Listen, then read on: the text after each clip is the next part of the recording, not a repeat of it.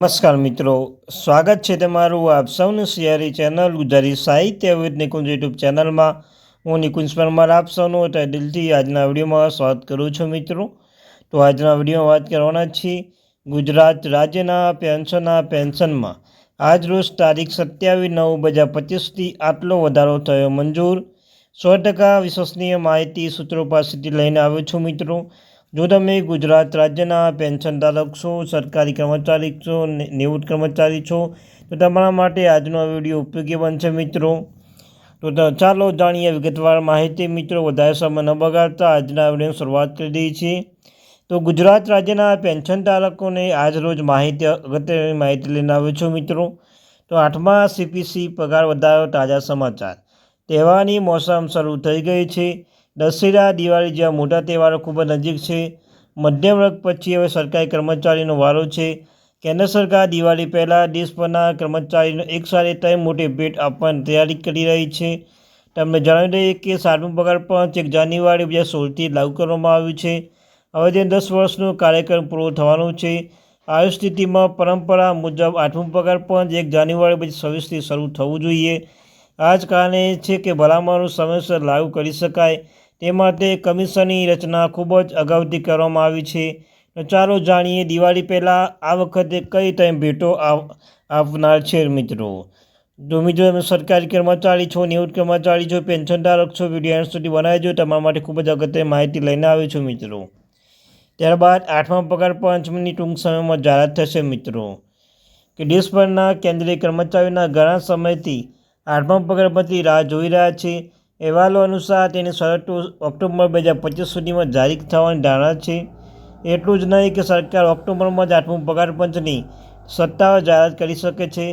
Media reports અનુસાર અહેવાલ દાવો કરવામાં આવ્યો છે કે દિવાળી પહેલાં તેની જાહેરાત શક્ય છે.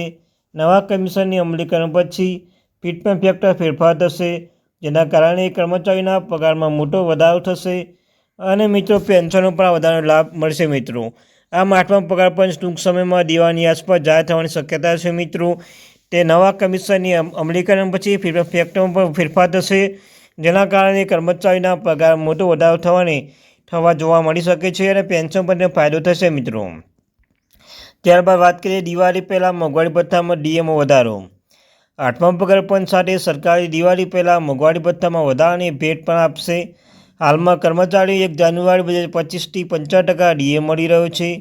હવે જુલાઈ-ડિસેમ્બર 2025નો બીજો હપ્તો આવવાનો છે. ફુગાવાના સૂચકાંકનો આંકડા આવી ગયા છે. તે મુજબ ડીએ 58% સુધી પહોંચશે. આવી સ્થિતિમાં દિવાળી પહેલાં 3% ડીએ વધારાની જાહેરાત થવાની ધારણા છે. આનાથી લાખો કર્મચારીઓ પગારમાં તાત્કાલિક વધારો થશે અને તહેવારોના દરમિયાન રોકડ પ્રવાહમાં પણ વધારો થશે મિત્રો. વાત કરીએ દિવાળી પર કર્મચારીને બોનસ ભેટ મળશે. દર વર્ષે દિવાળી પહેલાં સરકાર નોન ગ્રેજ્યુએટેડ કર્મચારીઓને ઉપલબ્ધતા સાથે જોડાયેલા બોનસ અથવા એડહોક બોનસ આપે છે. આ વર્ષે પણ 30 લાખ વધુ કર્મચારીઓને તેનો લાભ મળશે તેવી શક્યતા છે કે જો સરકાર તરફથી હજુ સુધી કોઈ સત્તાવાર નિવેદન આવ્યું નથી, પરંતુ એવું અનુમાન કરવામાં આવ્યું છે કે દિવાળી બોનસની જાહેરાત ટૂંક સમયમાં કરવામાં આવશે. તો મિત્રો દિવાળી પર કર્મચારીઓને ભેટ આપવા જઈ રહી છે સરકાર. દિવાળી પર જે ભેટ આપવા જઈ રહી છે તેમાં જોડાયેલા બોનસ અને એડહોક બોનસ પણ આપશે મિત્રો. દિવાળી પહેલાં નોન ગ્રેજ્યુએટેડને દિવાળી પર કર્મચારીઓના સારા સમાચાર મળશે. 2026 પહેલાં 8મું પગાર પંચ આવશે તો લગભગ નિશ્ચિત છે કે ઉપરની CPI ડેટા સતત વધી રહ્યું છે, જેના કારણે સરકારનું મોંઘવારી ભથ્થું વધારવાની ફરજ પડી રહી છે. આ ઉપરાંત જો આપણે અન્ય કારણોની વાત કરીએ તો દિવાળી બોનસની પ્રક્રિયા દર વર્ષે ચાલુ રહી છે. આ વખતે પહેલું કહેવામાં આવી રહ્યું છે કર્મચારી ખજાના ભરાઈ જશે.